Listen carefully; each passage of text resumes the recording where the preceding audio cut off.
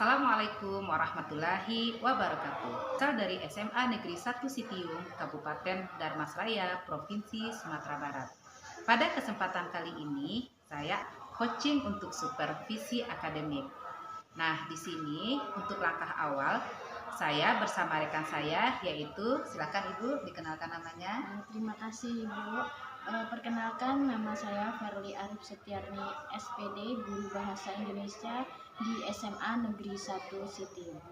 Ya, pada kesempatan ini kami dengan Ibu Verly akan melaksanakan langkah awal coaching untuk supervisi akademik, yaitu kegiatan percakapan pra-observasi.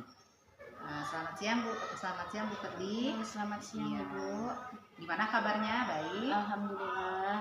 Alhamdulillah. Dalam keadaan sehat-sehat tentunya ya. Alhamdulillah. Baiklah Bu Verly, seperti janji kita sebelumnya, di dalam supervisi sebelum kita masuk kelas itu kita akan melaksanakan yang namanya percakapan pra-observasi. Jadi di sini itu Bu Verly, tujuannya adalah kita melihat secara umum dan untuk mengetahui bagaimana langkah-langkah Bu Verly akan melaksanakan proses belajar mengajar di kelas yang tentunya berpihak kepada murid dan pembelajaran berdiferensiasi ya. Untuk itu saya ingin menanyakan Bu Verly, kira-kira tujuan pembelajarannya nanti di kelas apa ya? Tujuan pembelajaran saya di dalam kelas, kebetulan materi kali ini mengenai karya ilmiah. Nah, tujuannya itu peserta didik mampu untuk menulis dan mengembangkan hasil tulisannya itu menjadi sebuah karya ilmiah yang dilakukan dengan penelitian. Begitu, penelitian ya. Penelitian. Berarti kalau dari sini area pengembangan proses pembelajarannya yang difokuskan apa ini Bu? Kebetulan area pengembangannya ini adalah area keterampilan ya Ibu. Siswa itu terampil untuk melakukan penelitian. Misal dia mau mengembangkan hasil penelitiannya di bidang kalau IPA itu sains ya Bu, kebetulan penelitian. Oh, penelitian KIPA ya. Berarti anak terampil dalam menulis di sini ya Bu Verly ya. Oke, kira-kira untuk mewujudkan itu semuanya, rancangan pembelajaran apa yang akan Bu Verly lakukan? Mungkin strategi, metode, dan media yang digunakan kira-kira apa ya? Kebetulan di sini saya menggunakan metode discovery learning, yaitu yang pendekatan saintifik, yang dimana itu saya menjelaskan materi di papan tulis, kemudian adanya hubungan interaksi antara guru dan peserta didik, kemudian peserta didik diberikan latihan tugas dari hasil penjelasan. Oke, artinya di sini untuk mengasah keterampilan menulis tentunya ala tulis ya Bu Verly ya. Oke, setelah diskusi, setelah tanya jawab, kemudian Bu Verly melatih anak-anak untuk menulis ya. Itu kelasnya di kelas mana ya Bu? Itu di kelas 11 MIPA 3. 11 MIPA 3 ya. Oke, karya ilmiah di bidang IPA 11 MIPA 3. Oke deh. Ini masih kurikulum 2013 ya Bu ya? Iya Bu, Masih ya. Iya. Oke, untuk pelaksanaannya.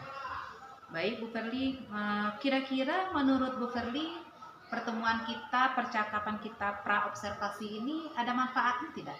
Tentu saja ada manfaatnya ya Bu, di mana pembelajaran ini menjadi terarah, kemudian terpusat sehingga pembelajaran peserta didik ini berdiferensiasi ya Bu.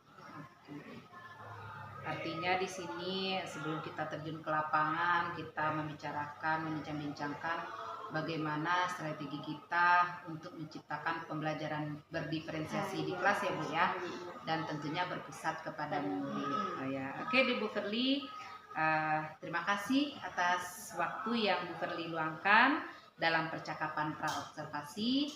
Sampai ketemu kita di dalam kelas ya Bu Verly ya, sesuai dengan waktu yang sudah Bu Verly tentukan di 11 MIPA ya. 11 MIPA 3 ya. Semangat ya Bu Verly ya. Semangat. Iya, oke deh. Baiklah, itulah kira-kira percakapan pra-observasi saya dengan Ibu Verly, Guru Bahasa Indonesia SMA Negeri 1 Sitiung. Assalamualaikum warahmatullahi wabarakatuh.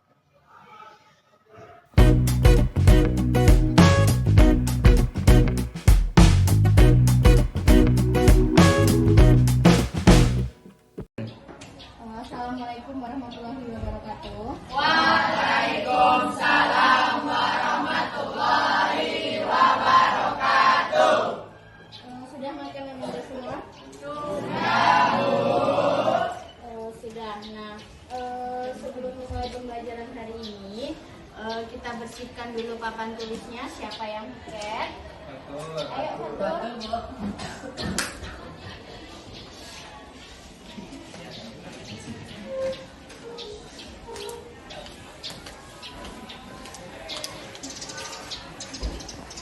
Siapa yang nggak masuk hari ini?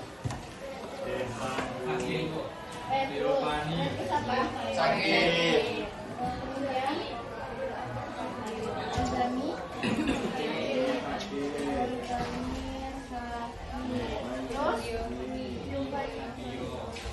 apa? Sebelumnya kemarin materi kita itu tentang apa? Karya ilmiah. Nah, karya ilmiah kemarin itu kita membahas mengenai bagaimana cara membuat karya ilmiah. Sekarang kita akan membahas mengenai kebahasaan karya ilmiah. Sebelum masuk ke materi karya ilmiah ini, ada beberapa tujuan dari pembelajaran kita hari ini. Yang pertama, karya ilmiah ini nanti hasilnya adalah supaya Ananda itu bisa menulis atau membuat karya ilmiah. Nah, yang kedua, untuk yang jago atau yang bisa melakukan penelitian, nah itu nanti Ananda bisa membuat karya ilmiah remaja seperti teman-teman lainnya. Kita lanjutkan sekarang. Itu adalah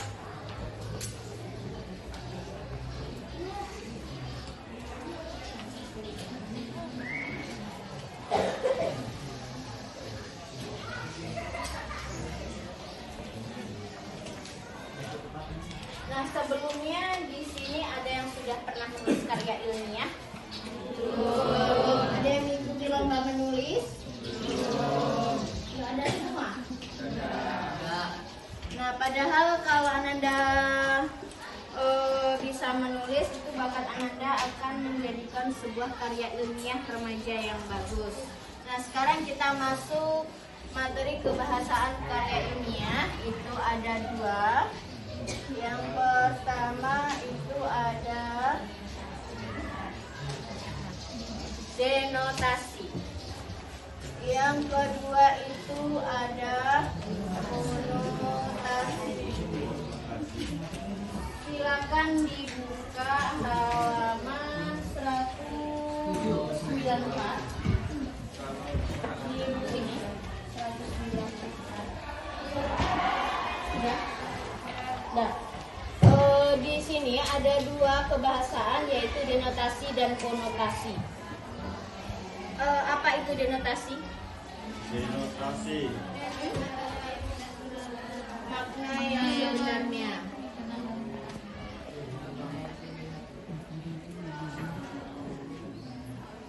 Kalau konotasi, Makna yang ini yang lebih mudahnya, makna tidak sebenarnya.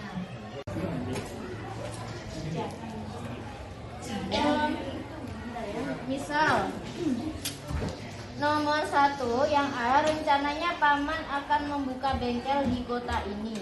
Nah, itu makna denotasi atau konotasi. Silakan Ananda kerjakan di latihan Ananda dulu. yang mana, Bu? Yang ini halaman 195. Yang 1, 2, 3 nih, Bu. Ya, yang nomor 1 tapi A sampai D. Udah ini.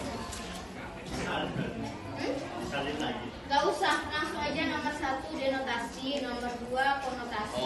Oke, Bu. Langsung ke situ aja. Iya. Yang ini. Apa? Di posisi ya? Udah selesai. Udah, Bu. Sampai mana?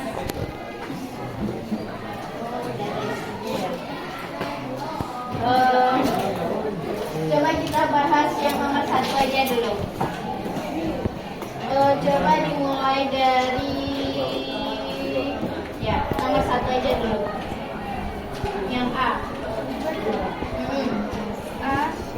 rencananya Paman akan membuka bengkel di kota ini. Apa jawabannya? Tadi. Yang lain? Denotasi. Ya, jawabannya adalah denotasi.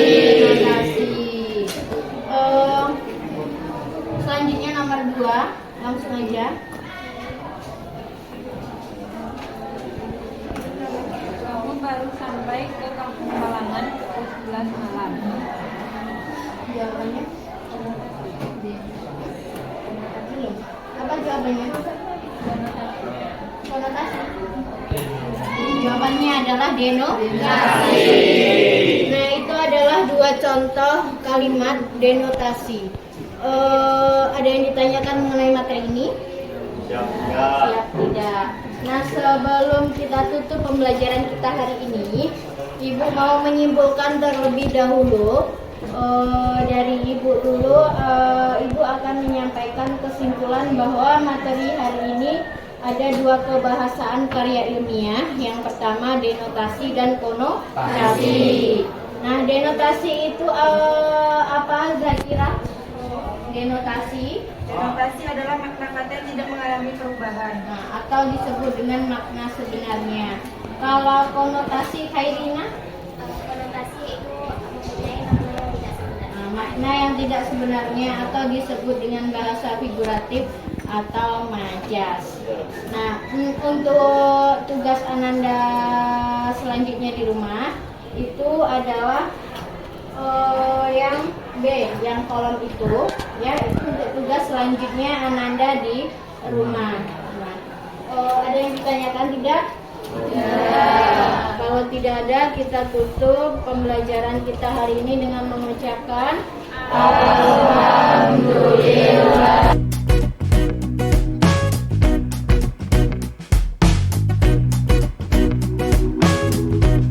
Assalamualaikum warahmatullahi wabarakatuh. Pada kesempatan kali ini kami akan melaksanakan kegiatan pasca observasi, di mana pada saat ini sudah hadir rekan saya, yakni Bu Ferdi. Silakan.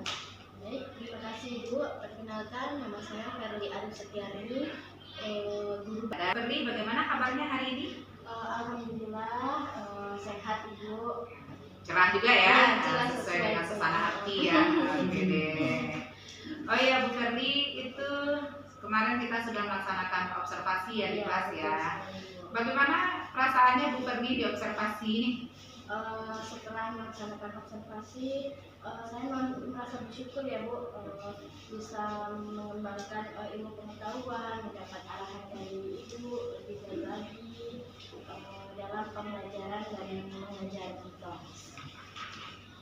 Berarti nggak deg-degan ya Bu Ferdi ya, karena memang kita nggak menilai satu sama lain, kita berbagi ilmu ya Bu Ferdi ya, karena keunggulan dan kekurangan kita itu bisa dilihat orang lain ya, dan sifatnya saling mengisi. Oke deh Bu Ferdi, kira-kira target-target yang ingin dicapai di kelas saat itu sudah tercapai belum Bu Ferdi? Kalau kebetulan saya mengajari kelas 11 MIPA ya Ibu, alhamdulillah itu sudah tercapai. Peserta didik pun antusias, aktif dalam pembelajaran. Mungkin itu hanya ada beberapa sebagian dari peserta didik yang belum memenuhi target. Jadi secara keseluruhan sudah ya, hanya beberapa saja yang beberapa saja.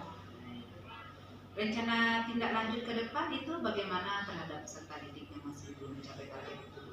Nah, rencana kedepannya itu peserta didik itu akan dilakukan berupa pengayaan ya Ibu, supaya peserta didik itu mampu dan bisa untuk mengikuti pembelajaran kembali dan bisa mencapai target dalam pembelajaran mata kita itu tentang karya ilmu.